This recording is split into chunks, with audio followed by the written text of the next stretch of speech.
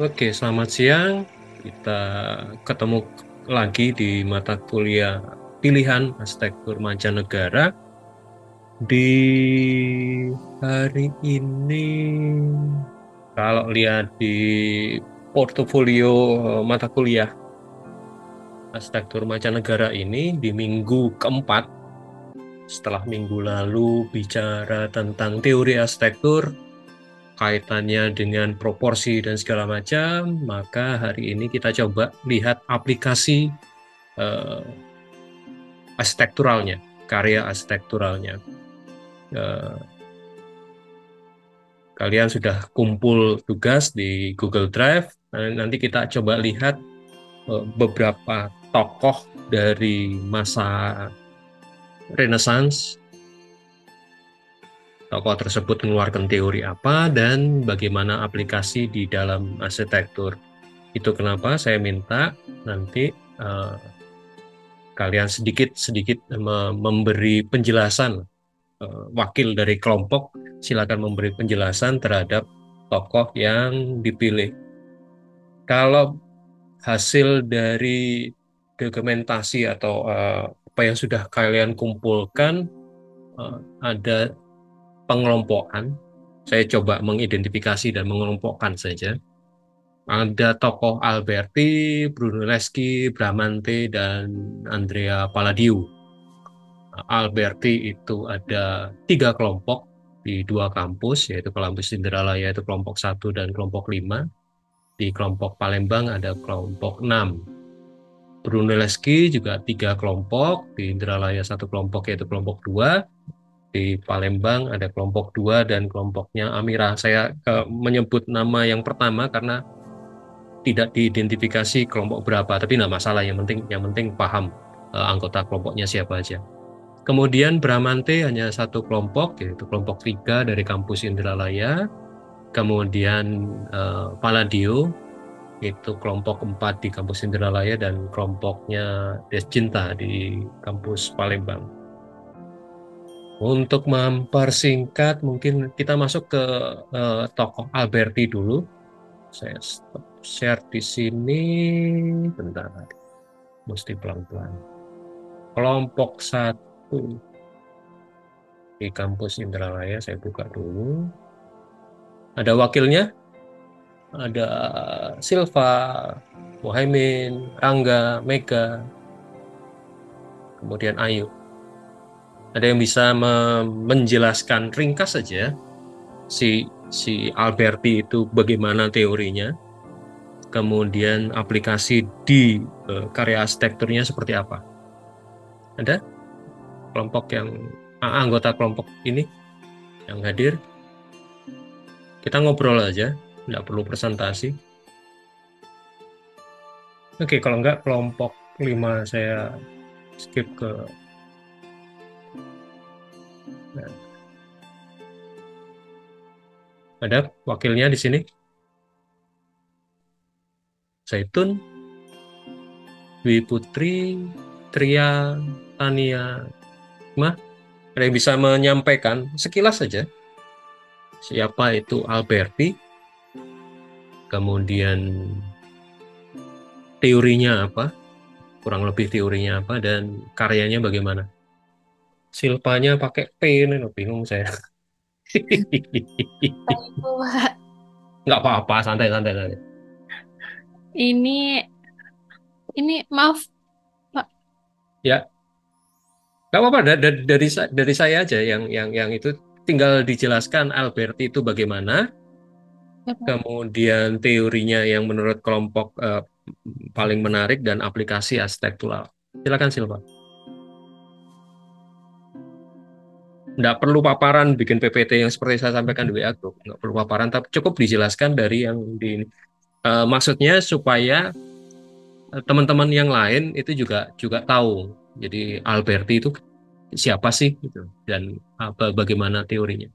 Gitu Silva. Iya, Pak. Ya, Dimulai ya, Pak. ya silakan.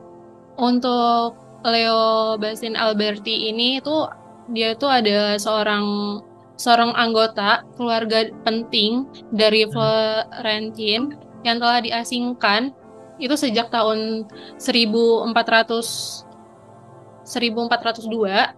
Namun itu dia tuh juga tetap masih diakui sebagai putra sulungnya. Karena Hmm. dia masih tetap diakui menjadi putra sulungnya, dia juga dia bisa bisa dia bisa dia bisa ke pendidikan ke universitas yang terkenal di Italia, Pak. Karena itu karena itu dia juga bisa karena itu dia bisa menulis drama komedi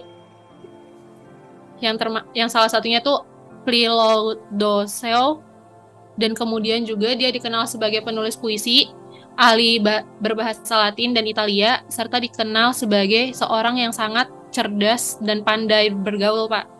Hmm. Terus juga dia pada tahun 1430 Alberti mulai menapakan karir di lingkungan gereja, karya pada dunia seni dan arsitektur serta pekerjaan sebagai cendekiawan gereja membuat Alberti mendapatkan akses ke manuskrip kuno yang dimiliki oleh gereja. Salah satunya tuh adalah karya tulis Vitruvius Folio Folio de Architectura yang menjadi inspirasi untuk menjadi un- ah, yang menjadi inspirasi untuk menulis tentang teori arsitektur.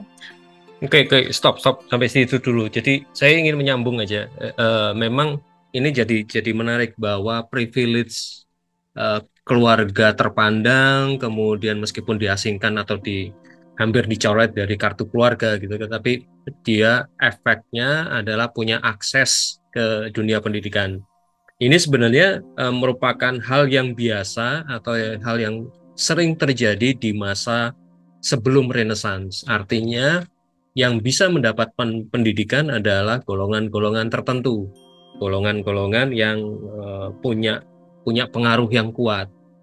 Kemudian dari pendidikan yang tadi disebutkan, uh, apa ya, lebih ke ilmu hukum dan segala macam, dia akhirnya punya akses khusus atau akses yang sangat privilege lah, dikatakan privilege dengan lingkungan gereja. Dan sedikit gambaran di masa sebelum Renaissance memang gereja dengan penguasa itu punya, terutama di Italia itu punya kedekatan yang luar biasa. Artinya yang bahkan hubungan kebijakan juga uh, muncul, kebijakan dalam kehidupan sehari-hari itu juga muncul hasil tanda kutip lah kerjasama antara uh, golongan tertentu dengan institusi gereja. Nah, dari situ kemudian punya akses terhadap manuskrip kuno. Memang manuskrip Vitruvius ini ditemukan di sebuah biara kuno, bahkan tinggal satu-satunya manuskrip yang fasik, fasik dalam pengertian di masa Romawi ya, itu yang ditemukan. Jadi satu-satunya manuskrip kuno yang ditemukan terkait dengan arsitektur, yaitu yang ditulis oleh Vitruvius. Dan Alberti inilah yang kemudian menginterpretasikan naskah Vitruvius tersebut, dan dia juga membuat tulisan kaitannya dengan arsitektur. Jumlahnya juga sama, bukunya juga kemudian juga disebut dengan Ten Book of Architecture. Itu yang terjadi di orang si Alberti ini. Oke, kalau kita langsung ke karyanya, gimana Silva? Teorinya, teori yang terutama menurut kelompok yang di highlight di sini, yang paling menarik lah, paling menonjol menurut kelompok apa? Kalau untuk teorinya itu, Pak, Hmm, lebih yang ke ini sih, Pak, yang apa? bagian dari Albert percaya bahwa keindahan bergantung pada keselarasan dan keselarasan semua bagian dicapai sedemikian rupa sehingga tidak ada yang bisa tambahkan, dikurangi, atau diubah kecuali yang lebih buruk. Kualitas ini yang ditambahkan, dikurangi atau diubah kecuali sorry Pak, kualitas ini disebut penciptaan harmoni memerlukan pencerminan hukum fisika alam dalam jurnal penetapan dan profesi. Itu Pak, dia nggak bisa ditambahin dan dikurangin Pak. Pak Oke. Jo, maaf ya kalau aku Enggak masalah. Ini kan juga kita diskusi bareng gitu loh. Tidak ada yang salah, tidak ada yang perlu dimaafkan. Santai, santai. Oke, saya tambahkan dikit ya. Saya stop share, saya tambahkan sedikit kaitannya dengan apa yang disampaikan tadi. Itu kebetulan juga saya membuat ini, semoga sudah terlihat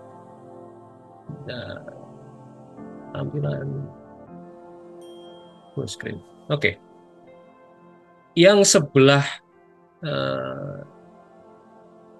kanan itu adalah manuskrip dari Vitruvius yang sudah ditranslate mungkin tentu ya. Karena manuskrip aslinya dalam bahasa Latin kuno, bahasa yang digunakan di kerajaan di masa Romawi, ditranslate ke dalam bahasa Inggris dan segala macam, tentu itu. Dan kenapa Alberti punya kemampuan seperti itu, karena tadi dijelaskan dia juga ahli bahasa. Jadi yang sebelah kanan itu adalah yang ditulis oleh Vitruvius. Kalau kalian perhatikan, bahasanya itu sangat-sangat umum. Semua bangunan bahkan kemudian diidentifikasi. Jadi Vitruvius itu ditugaskan oleh Kaisar Agustus kalau nggak salah, itu untuk mendokumentasikan semua bangunan-bangunan peninggalan raja, peninggalan masa Yunani kuno, sehingga terlihat jelas itu ada tempel dan kemudian ada jalan dan segala macam. Itu yang kemudian menjadi dasar atau menjadi pemikiran oleh Alberti yang kemudian dituangkan di buku yang sebelah kiri itu, sama-sama Ten Book of Architecture karya Leon Battista Alberti. Kalau kalian perhatikan dari buku ke-6 sampai buku ke-8 itu bahkan buku ke-9 bicara tentang ornamen. Jadi yang tadi disampaikan Silva tadi kaitannya dengan ornamen. Ornamen yang seperti apa? Ornamen yang proporsional. Ujungnya adalah proporsi di bangunan-bangunan yang ada di masa klasik, terutama yang terjadi di Yunani. Itu cerita di balik layar. Oke. Saya stop lagi, saya kembali ke kelompok tadi. Oh, salah.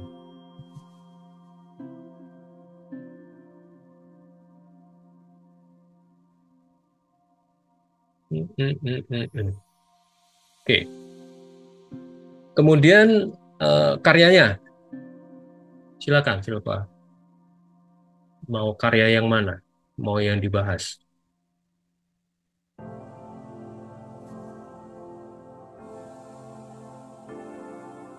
Jadi nggak perlu dibaca sih kalau mau sih. Kira-kira dari kuil ini, kemudian Palazzo dan Santa Maria Novella, sebuah chapel, sebuah gereja gitu. Ada yang mau disampaikan?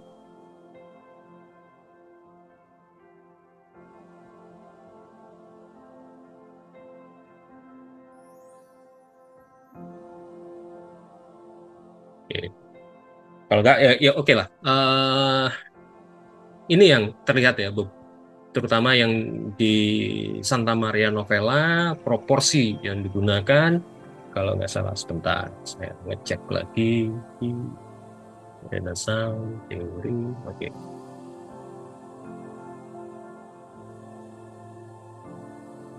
Saya stop share lagi. Semoga kalian nggak puyeng ya, saya pindah-pindah ya. Ini yang dimaksud. Ini kan chapel dari Santa Maria Novella tadi.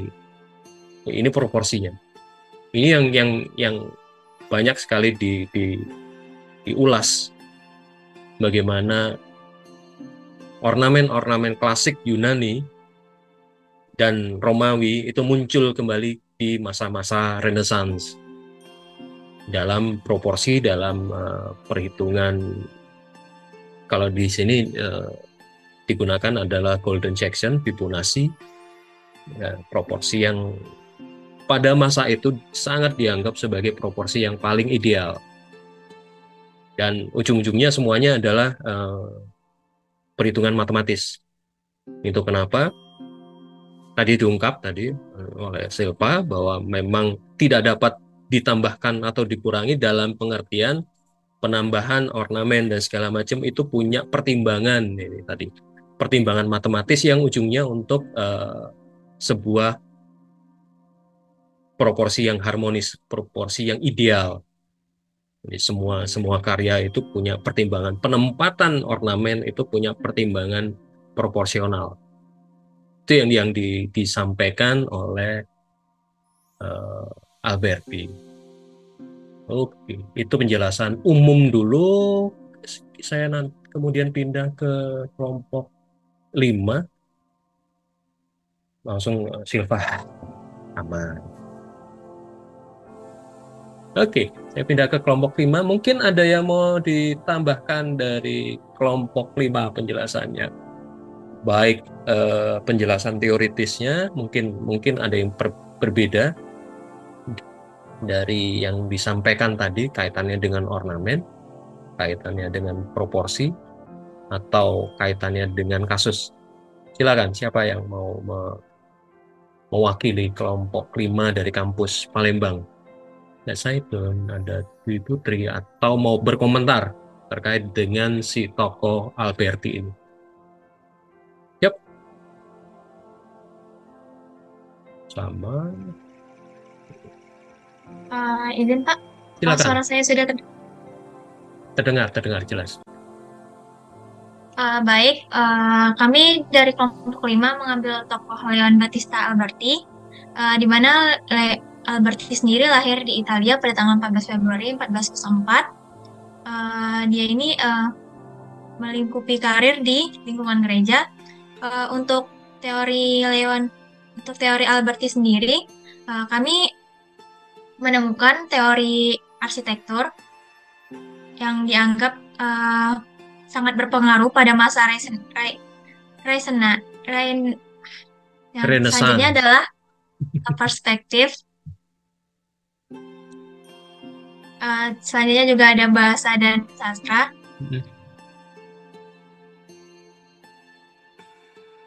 Karena Alberti sendiri juga sebagai seorang penulis. Selanjutnya ada manusia universal, di mana manusia ini memiliki banyak pemahaman menurut Alberti sendiri. Selanjutnya ada karya seni sebagai imitasi alam, yang berpendapat bahwa karya seni itu harus direalisasikan pada harmoni dan proporsi alam. Selanjutnya ada moralitas dalam seni. Untuk latar belakang teori dari Alberti sendiri,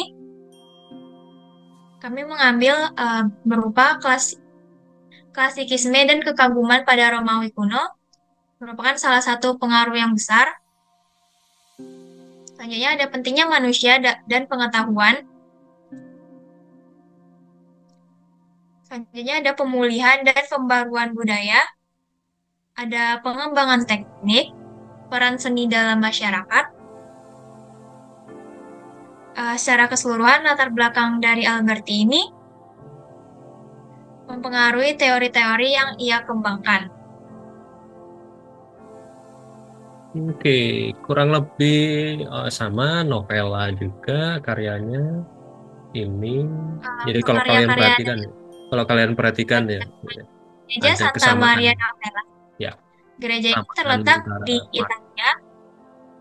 Silakan. Selanjutnya ada Tempio Malatestiano. Berikut ini ada berupa kayak kastil. Selanjutnya ada Palazzo Rucellai yang juga terletak di Italia. Selanjutnya ada Basilica of San Andrea yang merupakan gereja Katolik Roma yang terletak di Mantua, Lombardi, Italia. Karya ini merupakan salah satu karya utama pada masa Renaissance di abad ke-15. Selanjutnya ada Rucellais Sepulchre, merupakan kapel pemakaman kecil yang dibangun di dalam kapel Rucellai di gereja San Panrazio, Florence. Untuk penerapan teorinya sendiri,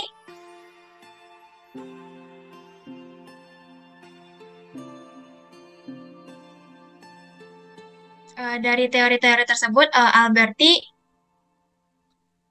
dibagi menjadi 10 buku yang terdiri atas 13 bagian tentang kelurusan. Untuk buku kedua juga terdiri dari 13 bagian tentang material.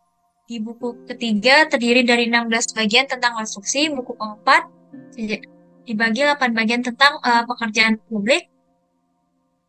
Buku kelima terbagi menjadi 18 bagian tentang individual. Buku ke-6 terdiri dari 13 bagian tentang ornamen. Buku ke-7 terdiri dari 17 bagian tentang ornamen bangunan sakral. Buku ke-8 terdiri dari 10 ornamen, 10 bagian tentang ornamen bangunan sekular publik.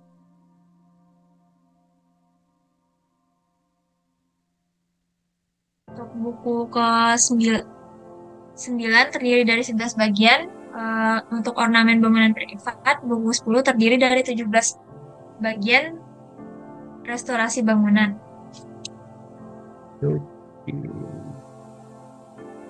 Oke, ini detailnya ya. Ada ornamen, material, konstruksi. Teori di Alberti sendiri terdapat adanya kelurusan, material, konstruksi, pekerjaan publik, ornamen. Itu aja, Pak. Oke. Yang kalau kalian perhatikan dari kasus ini ya, kalau dilihat ini kan versi mini dari beberapa gereja yang dirancang oleh si Alberti.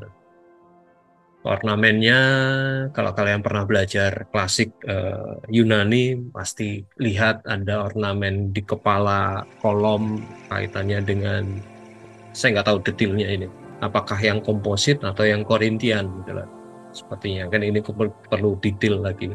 Tapi proporsi antara kepala, kolom, badan kolom dan kaki itu benar-benar menggunakan proporsi yang terjadi di kuil-kuil di zaman masa Yunani.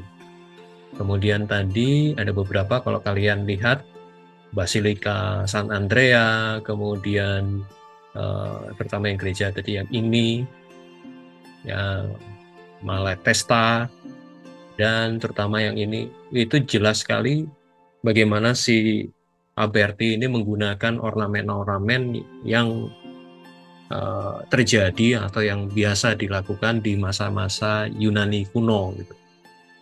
Ornamen-ornamen klasik Yunani, dan itu yang dimunculkan, dan itu memang biasanya terjadi juga di Romawi. Jadi perpaduan antara apa yang terjadi di Yunani dan apa yang terjadi di masa kerajaan Romawi. Dan itu sebenarnya esensi dari Renaissance itu. Renaissance itu kan kelahiran kembali yang seperti apa? Kelahiran yang kembali terhadap arsitektur yang terjadi di masa klasik Eropa. Klasik Eropa itu apa ya? Yunani ya, Romawi. Itu terima kasih kelompok 5. Kita sedikit pindah ke satu kelompok dari Palembang, kelompok 6. Ada yang mau ditambahkan dari kelompok 6? Ada tulisannya enggak kelompok 6, kelompok 5, bentar. Kelompok 3, saya ini agak bingung. Ini dia. Oke, ada Salma, ada Sumaya, ada Yosep. Ada yang mau ditambahkan dari penjelasan tadi? Silakan, siapa? Kurang lebih penjelasan umumnya sama sih, lahirnya gitulah dari Wikipedia. Atau mungkin mau ditambahkan, silakan. Kira-kira siapa?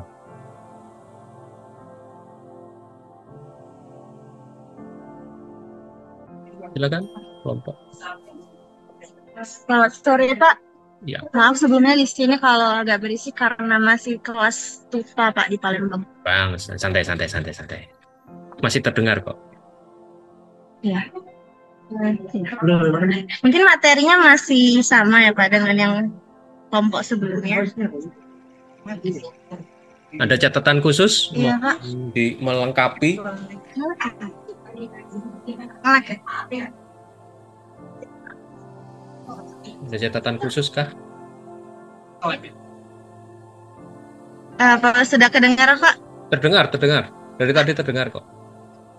Oke, saya mulai dari menjelaskan ini ya. Ya, saja. Jadi dari gagasan yang ada dari Alberti tadi, salah satu contoh bangunan itu adalah Gereja San Andrea di Mantua. Hal yang menonjol dari gagasan milik Alberti itu adalah terdapat pada fasadnya. Karena Alberti fokus pada matematikawan dan arsitektur, maka fasadnya itu bisa kita lihat menggunakan rasio dan terkesan simetris. Oke. Gereja San Andrea ini terletak di kota Mantua, Italia, dengan keindahan arsitektur Renaissance. Oke, proporsi matematis, 3 bagian proporsinya. Oke, ada lagi? Oh, kayaknya cukup. Kasusnya 1.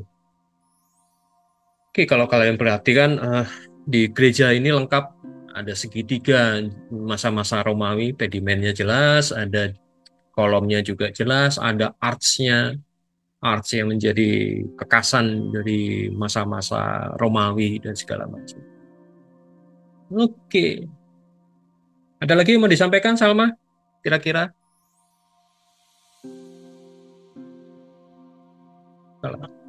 Cukup? Ya. Oke, kalau cukup ya nggak masalah, nggak apa-apa. Oke, kita pindah ke gimana? Kita pindah ke Brunelleschi karena ini lagi buka kampus Palembang. Semoga bisa join kampus Palembang kelompok 2 terdiri dari Abizar, ada Alwin, Afira, Aisyah, dengan tokoh Filippo Brunelleschi. Sekilas saja, silakan diberi gambaran kalau bisa join ya. Masih pada stupa. Ini kelompoknya.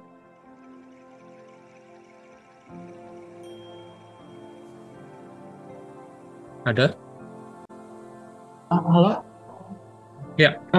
Izin Pak, saya dari kelompok 2.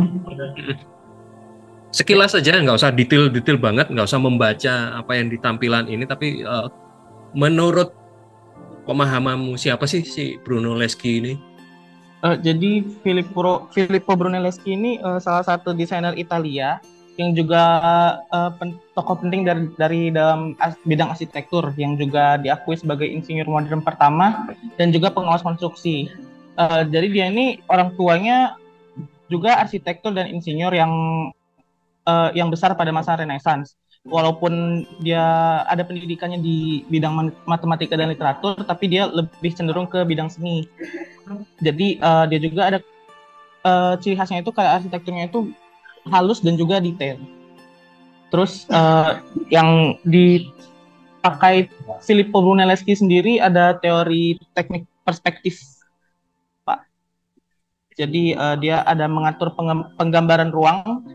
Lalu jadi perspektif sendiri itu metode membuat sketsa bagian depan dengan sisinya ditarik ke belakang, di mana perspektif ini biasa dipakai di lukisan-lukisan di karya arsitekturnya Brunelleschi. Oke. Jadi lebih ke teknik ya, teknik menggambar. Iya Pak. Nah, ya, kalau ini jelas sekali kan dari chapel ini bagaimana perspektif satu titik hilangnya sangat dipatuhi lah titiknya di sini, kemudian jajarannya itu benar-benar kayak perspektif satu titik hilang. Kemudian ini juga jelas. Oke, terima kasih. Nah, kalau buat saya sih menarik justru pada mana tadi?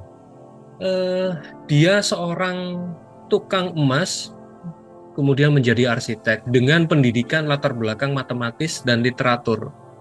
Bisa dibayangkan pada masa itu matematika menjadi sangat favorit, katakanlah seperti itu, sangat favorit dan bersanding dengan literatur. Dua bidang yang menurut saya, hemat saya itu berseberangan. Satu sangat rasional, satu sangat menonjolkan perasaan, menonjolkan emosi.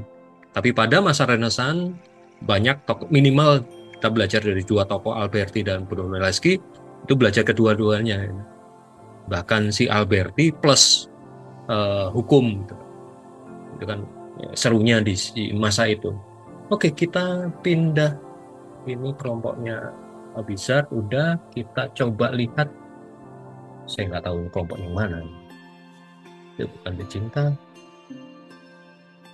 karena tidak bernama. Amira. Oke. Ada yang mau ditambahkan? Kelompok Amira, ada Sabik, ada Faiz, ada Marvel. Dari tokoh yang sama, Filippo Brunelleschi. Ada hal yang mau ditambahkan? Kalau tadi dinyatakan ada teori perspektif, ya kan? Kalau mau nambahkan, siapapun lah, Amira, Sabik, Faiz, Marvel.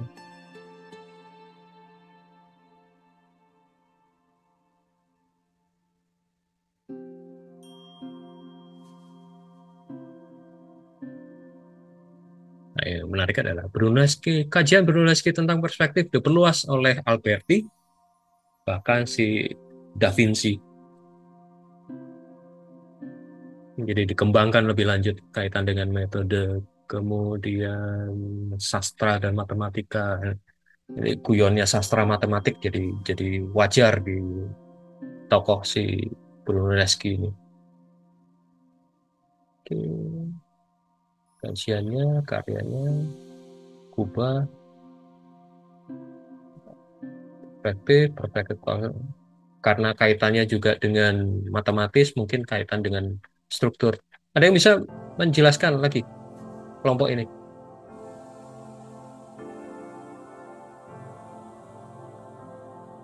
Kalau masih sibuk dengan stupa ya nggak apa-apa, betul. Saya lepaskan.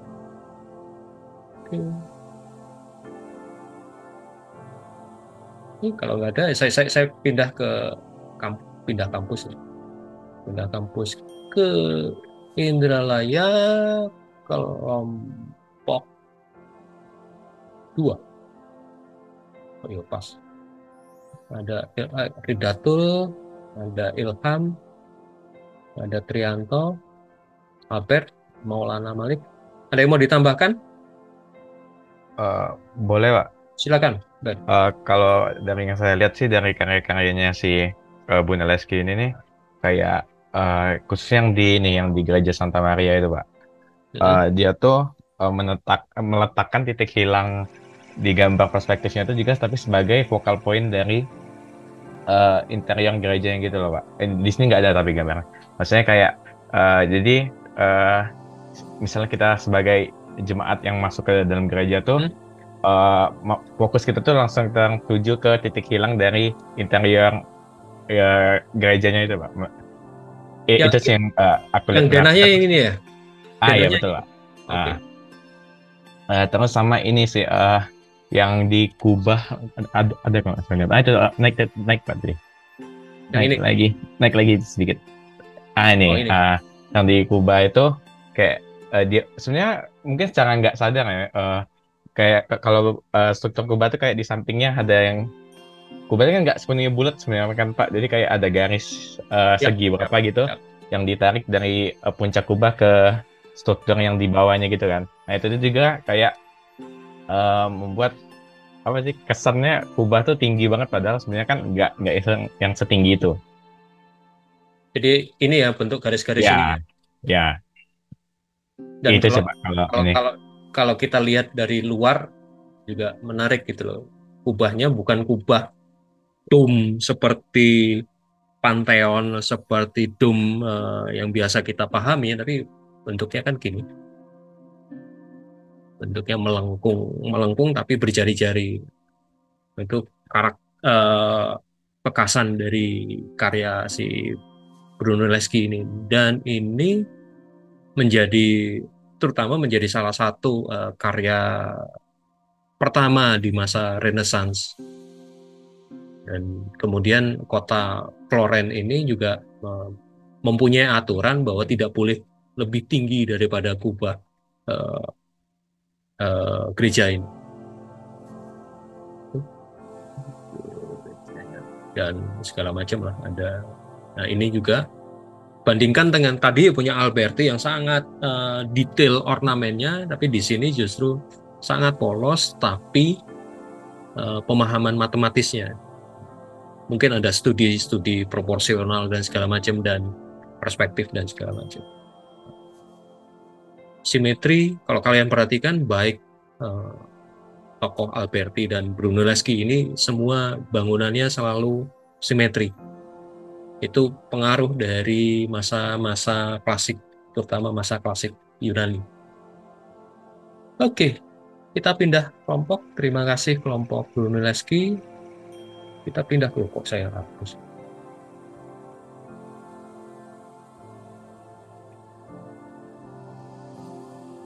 Kita mau pindah ke kelompok ini.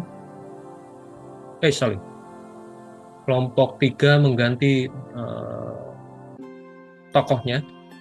Ada Dwi Yenti, ada Nyimas, ada Leni, ada Nur, ada Nabilah Paras. Ada yang bisa menyampaikan satu-satunya kelompok yang mengajukan tokoh Bramante, Donato Bramante.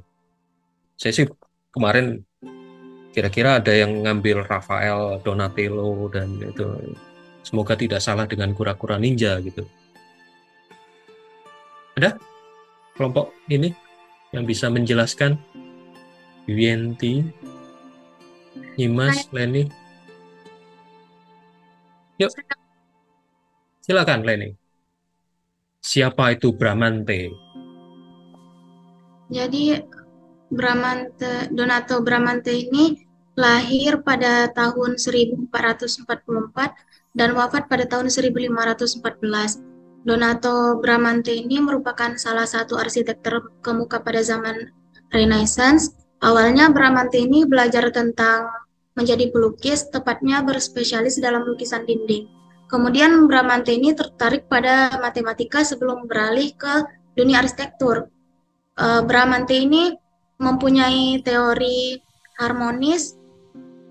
Bramante mempunyai teori simetris dan harmonis dalam desain arsitekturnya. Kemudian pada langsung ke karyanya boleh Pak? Ya, silakan, apa-apa. Jadi ini ada beberapa karya-karya dari Donato Bramante. Yang pertama itu Santa Maria Presso San Satiro di Milan. Yang kedua ada Santa Maria delle Grazie di Milan. Yang ketiga Palazzo della Cancelleria di Roma. Yang keempat Tempio San Pietro Montorio di Roma. Yang kelima Santa Maria della Pes di Roma. Dan yang keenam ada Bramante Staircase. Yang ketujuh ada Basilika Santo Petrus di Roma. Kemudian penerapan teori Donato Bramante ini akan dibahas pada karyanya yang di Tempio San Pietro Montorio di Roma. Jadi Tempio di Roma ini merupakan sebuah kapel kecil yang memiliki semua ciri khas gaya arsitektur Renaissance. Dalam karya ini, dia mengaplikasikan prinsip-prinsip harmoni dan proporsi yang sangat dihargai dalam arsitektur Renaissance. De Tempio dibangun di courtyard atau halaman gereja dan Biara Pietro, yang mana ruang yang terbatas dan dikelilingi oleh bangunan menjadi tantangannya. Bramante memutuskan untuk meletakkan bangunan di pusat dengan bentuk memusat berupa sirkular atau lingkaran stabil dan terpusat. Ia mematahkan statement pada saat itu, yang mana konsep denah gereja harus berbentuk salib, sedangkan denah Tempietto berbentuk geometris dan sederhana, dilengkapi dengan dua bentuk silinder, yaitu silinder luar dengan ketinggian lebih rendah dan silinder dalam lebih tinggi, serta kubah setengah lingkaran sempurna. Desain silinder yang ditetapkan memiliki hubungan proporsional yang tidak hanya dapat dilihat dua dimensi pada denah, namun dapat terlihat juga secara tiga dimensi dari luar. Penerapan prinsip-prinsip ini oleh Donato Bramante telah memberikan kontribusi besar dalam perkembangan arsitektur Renaissance dan mempengaruhi banyak arsitek selanjutnya. Dapat dilihat pada gambar ini, berikut ada letak bangunan di courtyard, kemudian bentuk memusat yang dipilih oleh Bramante yang melawan aturan pada saat itu di mana bentuk gereja hanya berbentuk salib. Kemudian ini ada denah Tempietto yang geometris namun sederhana. Lalu prinsip-prinsip yang ia terapkan dalam karyanya juga meliputi ada di atas, Pak. Lagi. Dari yang nomor 1, Pak. Ya Pak, udah. Yang pertama itu ada proporsi ideal, yang kedua kupel atau dom, yang ketiga itu ruang terbuka, yang keempat pemanfaatan material, dan yang kelima pengaruh klasik. Jadi teori dia ini muncul karena teori dia ini muncul berupa harmonis dan simetri serta proporsi ini karena sebelumnya dia sudah mempelajari dan mendalami tentang matematika, Pak. Jadi dia ini mengimplementasikan nilai-nilai matematika berupa konsistensi pada tiap desain karyanya, Pak. Oke, terima kasih banyak. Kembali lagi ya, 3 tokoh yang diajukan ini sementara ini tinggal nanti Palladio. Itu semuanya basis dasarnya adalah proporsi terutama proporsi secara matematis. Jadi perhitungannya sangat ketat karena mereka bertiga ternyata sebelum masuk ke arsitektur itu mendapatkan pendidikan matematika. Itu yang menarik dari ketiga tokoh ini. Ya, terima kasih dari Bramante. Kemudian karena masih di sini kelompok 4 ada Nabila, ada Ardian, ada Nisida, Ahmad Fakih, dan Miranda. Dengan tokoh Palladio. Palladio. Silakan, ada yang mau disampaikan? Saya, Pak. Silakan. Yuk. Jadi, singkat aja, Palladio itu gimana? Siapa? Andrea Palladio terlahir dengan nama Andrea di Pietro della Gondola. Kemudian ada seorang guru yang bernama Giorgio Trissino, seorang diplomat, arsitek amatir, dan penulis humanis, mendidik dan memberi nama Palladio Andrea dan juga yang memperkenalkan Palladio pada studi arsitektur di Roma dengan berfokus pada studi klasik dan prinsip-prinsip Vitruvius dalam arsitektur. Palladio merupakan penulis I Quattro Libri dell'Architettura, suatu buku yang berisi teori penting dari arsitektur Renaissance. Andrea Palladio merupakan seorang arsitek sekaligus penulis buku di zaman Renaissance. Dia memadukan arsitektur masa lalu atau klasik dengan kemampuan untuk menciptakannya kembali. Pada prinsipnya, Palladio bertanggung jawab untuk menghidupkan kembali gagasan kuno tentang proporsi dan harmonis. Palladio lebih menunjukkan minat pada geometri sebagai media desain yang menggunakan bentuk sederhana seperti lingkaran dan setengah lingkaran untuk menghiasi fasad awalnya, atau seperti pada Villa Valmarana di Figardolo.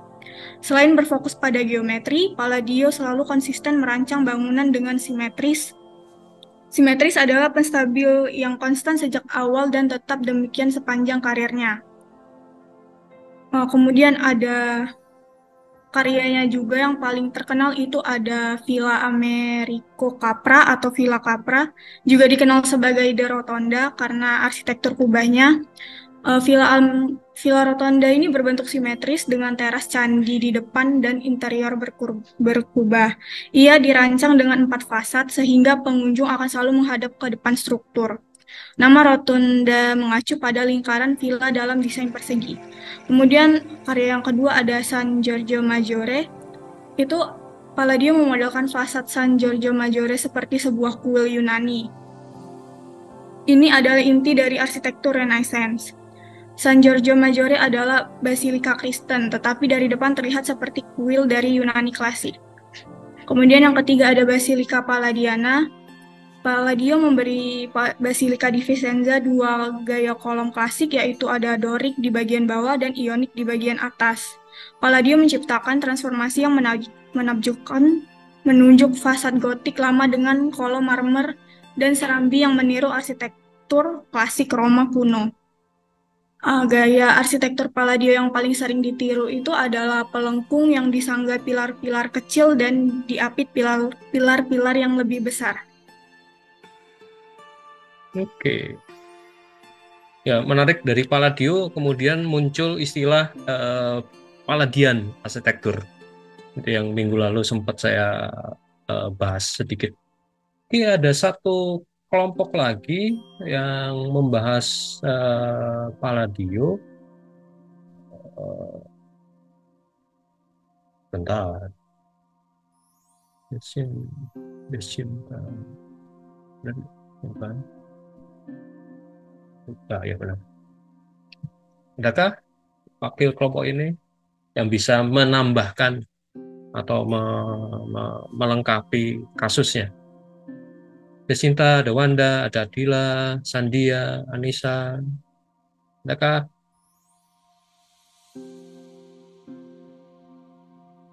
Repotnya memang lagi tabrakan dengan stupa. Halo Pak. Ya, silakan. Ada yang mau ditambahkan dari penjelasan tadi?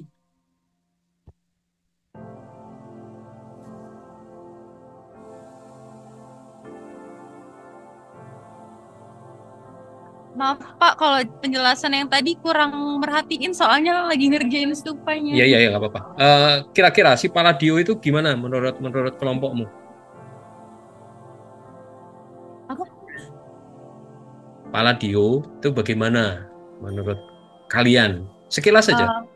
Kalau menurut kami itu Pak, Palladio itu dia dalam arsitekturnya itu mempelajari desainnya itu dalam bentuk buku-buku. Terus juga dia memperkenalkan gaya yang dipengaruhi oleh karya arsitek Roma kuno yang lain seperti Marcus Vitruvius dan teori-teori Renaissance yang lainnya seperti idealisme klasik dan simetri. Kemudian untuk Palladio itu sendiri untuk teorinya berhubungan dengan proporsi dan simetri. Kalau contoh yang kami ambil itu seperti di Villa Rotunda itu, Pak. Oke. Sip. Terima kasih. Silakan dilanjut sambil mendengarkan. Repotnya memang. Terima kasih, Pak. Yoi. Sedikit tambahan dari Palladio. Saya stop share, saya buka file saya. Kebetulan saya sedang menulis yang ini. Saya sedang menulis sebuah paper yang ketika paper itu dibuat, itu saya menemukan sesuatu hal yang menarik, bahwa Palladian arsitektur itu kayaknya punya pengaruh kuat atau punya kemiripan bentuk gitu. Jadi ini Palladian ya. Palladian proporsi. Jadi ada studi tentang Palladian, kaitan dengan simetri, kaitan dengan tata ruangnya. Jadi ini grammar tree diagram dari Palladian itu seperti apa. Jadi ada simetri, tapi perkembangannya macam-macam. Kemudian itu yang saya temukan ada kesamaan bentuk, meskipun ini perlu dicek lagi kaitan dengan proporsi dan segala macam. Kalau dengan kaitan dengan proporsi maka harus benar-benar dihitung, benar-benar diperhatikan proporsi dari arsitektur Palladio terhadap rumah tinggi yang ada di Kampung Al-Munawar. Cetusan ide bahwa ini diduga punya keterkaitan atau kesamaan bentuk dengan Palladian arsitektur itu diungkap oleh si Imran Tajuddin, peneliti dari NUS. Dia kemudian membandingkan dengan apa yang terjadi di Kampung Glam di Singapura. Nah, ini jelas Palladio arsitekturnya muncul gitu. Sehingga apakah ini juga termasuk Palladio arsitektur, itu yang perlu didetailkan lagi, baik secara elemen maupun secara proporsinya. Itu sementara yang bisa saya sampaikan, karena sementara baru dugaan dan perlu di cross check dengan tata ruang dalamnya dan proporsi arsitektural. Walaupun kalau secara terlihat nyata elemennya tidak selengkap apa yang terjadi di rumah Sultan di Kampung Glam, Singapura, atau di beberapa elemen seperti tadi sudah dicontohkan beberapa karya Palladio gitu. Tapi kalau mungkin secara tata ruang, mungkin secara proporsi agak mirip atau bahkan mungkin sama. Itu yang perlu dilanjutkan. Itu yang bisa saya tambahkan dari Palladio arsitektur. Sebentar. Ada yang mau ditanyakan sampai sekarang ini?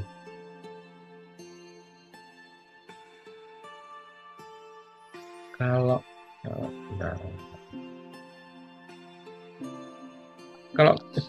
kita lihat, kita sudah sampai ke penghujung dari apa itu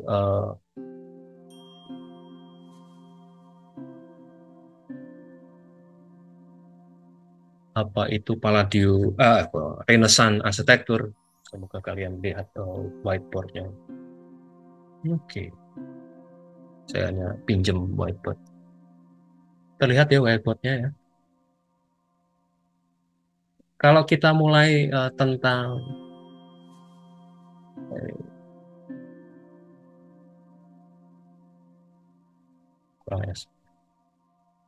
Renaissance arsitektur, itu diawali oleh adanya fenomena yang terjadi adalah salah satunya adalah Black Death. Sebuah penyakit yang kemudian menghabiskan hampir sepertiga penduduk dari Eropa yang meninggal. Kemudian fenomena ini yang mendorong adanya perubahan peradaban. Dari yang sangat dikuasai oleh institusi gereja dan penguasa politik, baik itu kerajaan maupun apapun bentuknya lah, penguasa pada saat itu menjadi individu dalam pengertian semua manusia itu punya kesempatan yang sama, punya kesempatan dalam proses berpikir. Walaupun tadi diulas juga, ternyata yang menjadi tokoh-tokoh Renaissance juga punya kedekatan baik dengan penguasa maupun dengan gereja, gitu loh. Tapi dari situ terungkap bahwa tidak selalu institusi gereja yang masuk, tidak selalu penguasa yang masuk, tapi mulai ada nama-nama individu yang punya kemampuan. Ini kemudian dipercepat dengan adanya ditemukannya mesin cetak. Mesin cetak mempercepat kemampuan individu dalam memperoleh pengetahuan. Itu yang menjadi luar biasa cepatnya.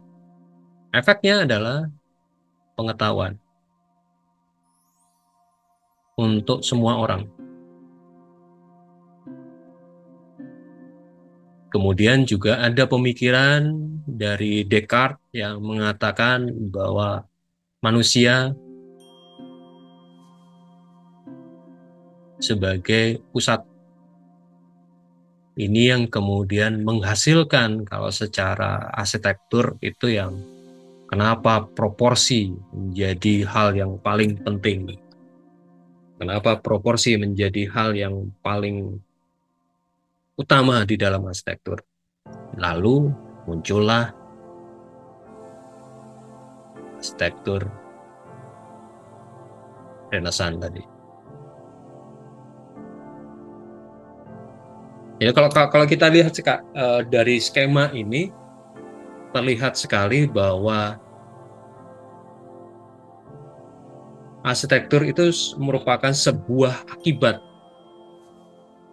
Arsitektur itu sebuah akibat dari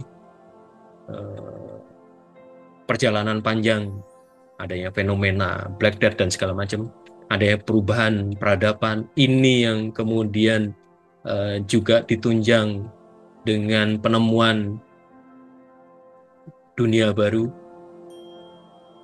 Eropa tidak lagi hanya memandang Eropa sebagai tempat satu-satunya tempat mereka hidup, tapi kemudian ada Amerika, mereka menemukan Amerika, ada Asia, terutama kaitan dengan rempah-rempah dan segala macam. Kemudian ada sistem ekonomi.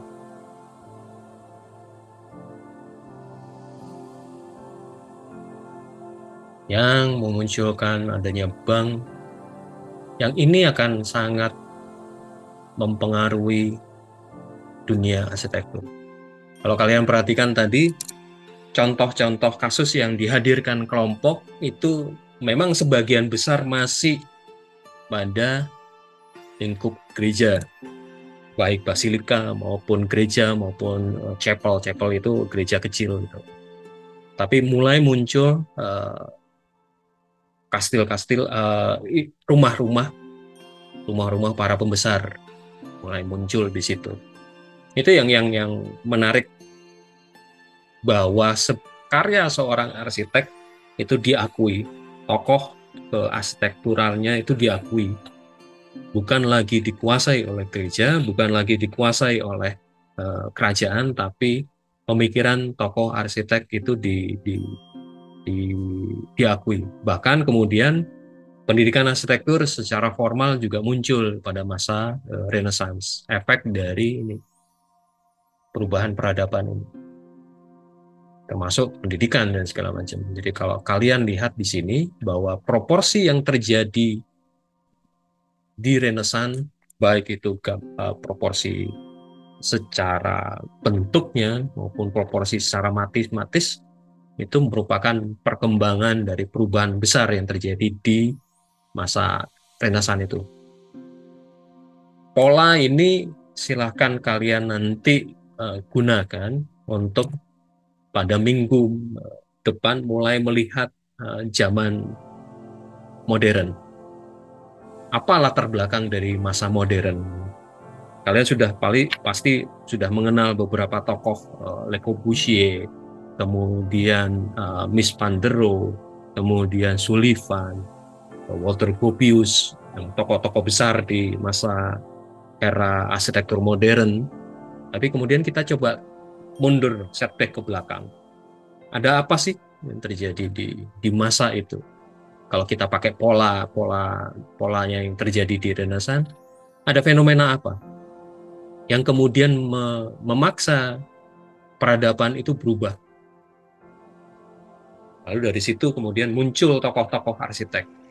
Tokoh-tokoh arsitek melihat atau mengeluarkan teori itu, dasarnya apa? Basisnya apa? Apa yang terjadi? Itu yang saya coba sharing bersama, kita belajar bersama di kasus mata kuliah arsitektur modern ini, arsitektur mancanegara ini. Melihat sebuah karya bukan hanya sekedar mengagumi karyanya, tapi kita coba lihat ke belakang. Bagaimana sih tokoh ini berkembang? Seperti tadi, Brunelleschi ternyata punya, walaupun dicoret, dari keluarganya, tapi dia punya kedekatan atau punya privilege khusus, Alberti, privilege khusus dengan pendidikan, sehingga dia bisa mengakses berkas manuskrip kuno yang sebenarnya tertutup, sebenarnya dilarang. Tapi karena kedekatan, karena kemampuan dan segala macam, dia bisa memunculkan, dan efeknya kemudian menular ke rekan-rekannya, ke Brunelleschi, ke Bramante, ke Palladio, dari si tokoh Alberti ini. Itu yang bisa saya sampaikan siang ini. Ada pertanyaan, ada diskusi, ada mau yang disampaikan? Silakan. Semoga dari belajar melihat arsitektur Renaissance ini, kalian jadi paham, semoga sih paham bahwa kenapa sih muncul simetri di masa Renaissance, kenapa muncul ornamen Romawi Yunani di masa Renaissance, dan efeknya nanti akan muncul juga di arsitektur baik modern, postmodern maupun sampai kontemporer. Efek dari Renaissance ini akan sangat besar.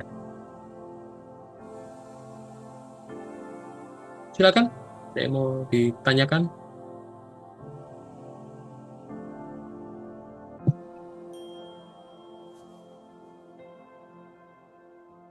Yep. Adakah?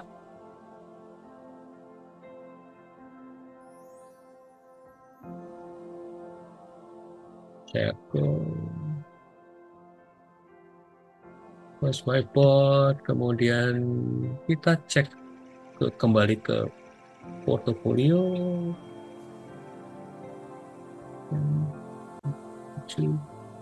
Nah, jadi minggu depan kalian, seperti yang di awal, kalian coba lihat deh, latar belakang muncul masa modern di Eropa, ada apa? Ada fenomena apa? Kalau di Renaissance itu ada fenomena Black Death, kalau di masa modern itu apa yang terjadi? Secara ekonomi, efek dari fenomena tersebut secara ekonomi apa? Secara politik, dan kemudian konsekuensi peradaban. Ada perubahan peradaban yang seperti apa? Itu nanti baru minggu berikutnya kita cek teorinya, teori arsitekturnya seperti gimana, dan tokohnya. Jadi teori tokohnya siapa, teorinya bilang apa, dan apa hubungannya dengan karya arsitektur, apa hubungannya dengan fenomena yang terjadi. Jadi keluar benang merahnya, keluar keterkaitannya. Itu ada yang mau ditanyakan?